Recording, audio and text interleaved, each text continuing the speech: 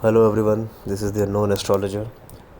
So, in this episode, I will be elaborating the results of Sun in the 11th house, Surya 11वें भाव में. Now, as the statement uh, you know defines, it is the king Surya in the 11th house of network of common people. 11th house is a large web of commoners. This is what we all are. We all are a part of this web, and as I have hinted about this in the first video on the Surya series, which I made as an introduction video, 11th house is the natural, first of all, as a Swabhav of Shani, which is Surya's bitter enemy. And because the web has no center, right? A large network has no center. And Sun, when it goes to the 11th house, it kind of frustrates the Sun because the Sun wants to be the center. Sun identifies himself as the center, but here there is no center. So, what does Sun do?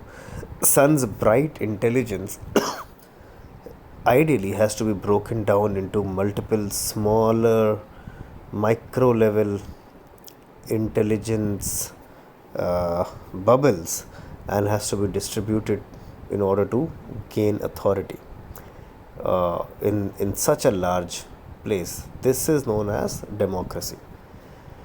But naturally, for an individual is not thinking like this. Individuals are thinking that okay, everybody should know me, they should respect me, and I have more intelligence, which they have. They are intelligent people who have Sun in the 11th, but they just cannot transmit this intelligence by breaking it down into multiple smaller bubbles, because it becomes very difficult for them in one lifetime to achieve. So this is a frustrating placement largely. What it shows on the practical level is that this individual may not want to be part of a team if he or she is working in a corporate company. They will prefer to be independent contributors. They will try to hover above the system, float above the system, and not become a part of the system. If these people get this kind of a job in which they can be individual, independent representatives or contributors, then they are happy. They will stick to their job and they will try to almost spend a lifetime in that job, because they will just not want to leave it, because the thought of going into a new job in which they will have to be a part of a new network, or they will have to become a part of the network and not be an individual contributor, can just haunt them. So some people are lucky enough to find those jobs. Whether or not you will find those kind of jobs will depend on other placements in the 10th house. Sun will not really define that, because Sun is not in the 10th house, it's in the 11th house. Sorry. So it will depend if you are lucky enough. As a general rule, this placement will give good results in the Rashi of Buddha, Shukra and Shani, which are the naturally suited grahas for the marketplace of the 11th house. It will not give that good results in the Rashi of Mangal, Surya, Brihaspati and Chandra. It is the worst in the Rashi of Sim, Leo. That is most frustrating. Now, if at all, there could be mitigating factors. If at all it is in the Rashi of Sun or Cancer or Mars or even Jupiter, it's good to have a Shani Drishti or a Shukra Drishti on the Sun. It's also good to have Buddha, accompanying the Sun. Yeah. Okay. Now the father is also represented by Surya. So this placement of Sun denotes that the individual who has this might think that the father was so much involved in the normal society driven things that his intelligence somehow faded away.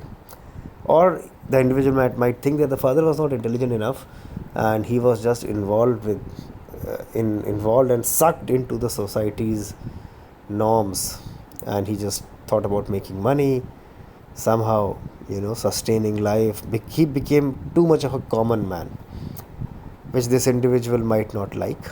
Especially the males will not like that. The females having sun in the 11th can have some kind of empathy towards their father and think that they have worked really hard, let me somehow support them. So, this kind of a thought narrative can also happen, especially when the father is old. Otherwise, the father becomes a common man and disposes of his intelligence. At times, in extreme cases, the father can also say things which are not intelligent enough, or they are very much culturally influenced, like something which is dogmatic, something which is Dakianusi, as we say in Hindi. Father could be that kind of a thinker. And not just the father, this native, if even if she is a girl with Sun the 11th, can feel that most of the male members around her kind of fall below expectations.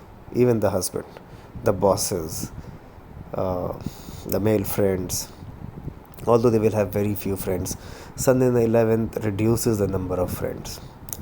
What it does on the good level is that these people will have good alumni networks. They can be from good colleges, because Sun's aspect on the 5th can give them a good college. And they will have good influential people whom they will be knowing. So they will know a lot of influential people, but they just can't call them as their friends, because of their intelligence superiority, they will not intermingle. It can also show that this native can choose to live in a new city or in a new country from where he or she was born or brought up, which sets him in a new environment, which with very few people, uh, few inner circle people. So the network becomes new, and as I said, the native will choose to float above the network. They will not try to become a part of the society they live in. So, as the saying goes, when in Rome, behave like Romans. These people don't believe in this saying. They will behave the way they want to behave. They will not intermingle that much, unless, of course, it has Saturn's, Venus, or Mercury's involvement. In that case, just the Rashi placement will not help, but if there are other planets accompanying Sun, especially Venus, the friendship will increase. Uh, now, there is one very good thing here, that it aspects the 5th house, which is really good for the brilliance of the native, the brain and the intelligence of the native. So the native's intelligence brightens up. He or she gets to good colleges, good degrees are seen. If they are into performing arts, their performance is seen by the common people. This Sun in 11th, like the Sun in 10th, is a good placement for artists, because then the common people will look at them as a center, at least for a brief time when they are performing. So then, see, if you are an artist, or if you are born in an elite family, princely family, or a highly political family, then Sun in 10th and 11th are very good. Okay, by default, it means that if you have this Sun in 10 and 11, you will have other factors also which are supporting you to be born in a good family. But if you're not born in that kind of a high class family, then Sun in 11th can be frustrating placements. 10th is even more frustrating than 11th. 11th is still manageable. The only downside is that less friends, less network. The native prefers to be independent in the professional life, and will not be very good in the team settings. And if this person is in a team setting, he or she will have multiple ego issues, and the other team member will not really enjoy the company. They may also make fun of you, because they may think that because you carry yourself like a king, which you are not. If you are a part of a team, you are an equal, which is difficult for this person to stomach. But they will know a lot of influential people, but those influential people will not be their friends unless Venus has a role to play here. Okay, a very strong 11th lord, again, as the rule goes, wherever Sun is placed, the lord of the house of the Sun should be stronger than the Sun. If that is the case, things get mitigated largely. 11th sun also shows that elder siblings' life could be tough on at least one front, either domestic or professional. It can also show a very difficult life for father's younger sibling, that is the chacha, or the younger bua, if any. So the younger sibling of your father can have a tough life. And in order to see, a lot of people ask me how to judge how strong my planet is or how weak my planet is. The best way to judge is the past. So if you have sun in the 11th, and if your father's younger brother, let's say, passed away very early on in his life, then your sun is really strong there, because it is really causing trouble for your father's younger brother. That means it will cause trouble when you go into your job. So no need to look at the Shadbals and Ashtak Vargas and all of these things. Just try to identify which individual is denoted by this placement and see how good or easy their life is, how much connected you are with that person. That will tell you how strong or weak the planet is. Like in this case, strength in 11th, sun's strength in 11th, means that the 11th lord is first of all weaker than the sun. Number two, that the father's younger sibling will have a tough life. So if the life was very tough, then the sun is very strong in your chart, and so on and so forth. Another good way to look at it is that, let's say your sun is in the 11th house and it shows problematic as far as the job goes, but where is it from the moon? If it is in the 3rd from the moon, or if it is in the 4th from the moon, then these results will be eased off to a great extent. Not completely waved off, but eased off. Sun in the 3rd from the moon, 11th from the Lagna, shows that this person will still prefer to be a part of a small team, because 3rd house shows small teams, 3-4 people, 5 people, that's it, 10 people max, and not a part of a large team. So then this person can work as an independent contributor in a small team.